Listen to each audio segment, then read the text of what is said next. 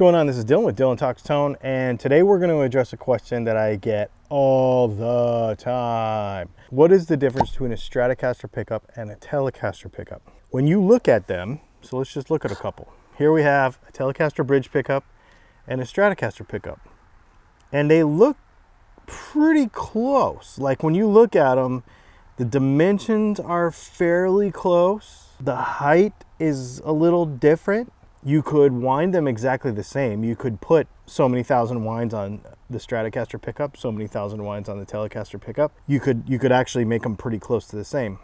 What is the difference? Why does a bridge pickup, for example, in a Strat sound so different to a Telecaster bridge pickup? Well, there's one huge thing. That's this guy right here.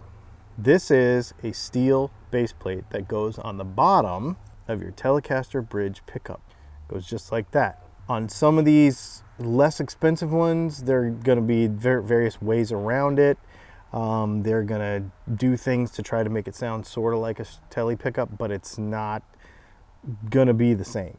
Why is that? Because you need one of the fundamental things about a pickup to change in order for it to sound like a Tele pickup. And that's what this base plate does. A lot of people think that this base plate is doing a lot of crazy things, but it's actually fairly simple. When you look at the cross section of a regular Strat pickup, a regular coil, single coil, the magnets are in the middle, the coil is around the outside, and the magnetic field more or less kind of looks right about like this.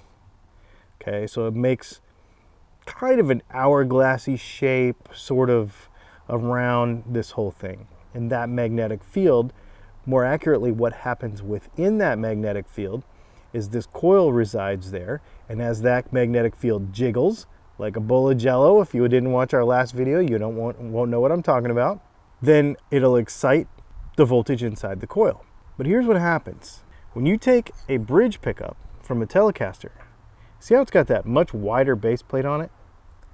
And then we take this metal plate and we put this on the bottom. Then the shape of the magnetic field changes.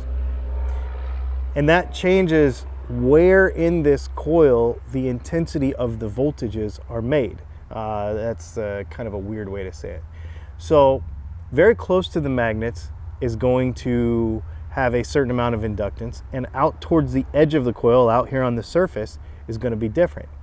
But when we change the magnetic field shape, it changes where in the coil all the action is happening. It actually spreads it out on the bottom, and it makes the magnetic field more intense on the bottom of the pickup and wider out into those coils than the Strat pickup sitting right next to it.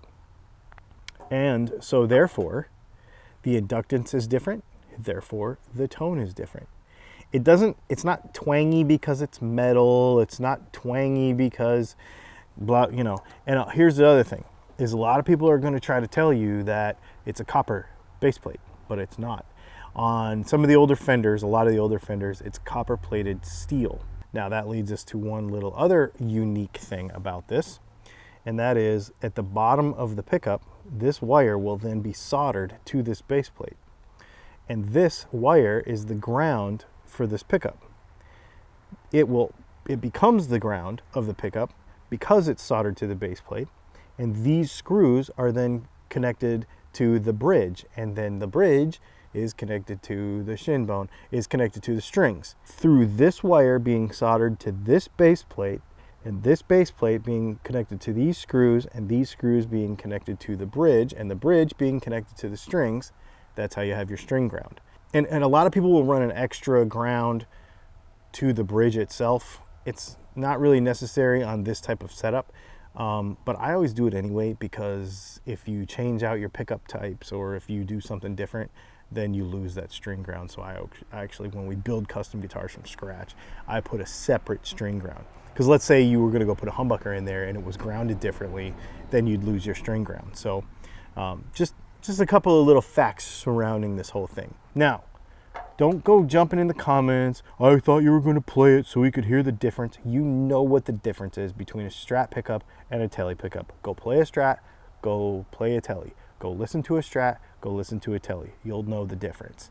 thanks for hanging out. If you have any questions about this or anything related to this, because like this might open up a can of worms of other questions you might have about how pickups are made, put it in the comments and I will try to get to it. Now that being said, we've been having a bunch of people in the comments also saying you shouldn't ask people to ask questions in the comments because you don't answer the questions.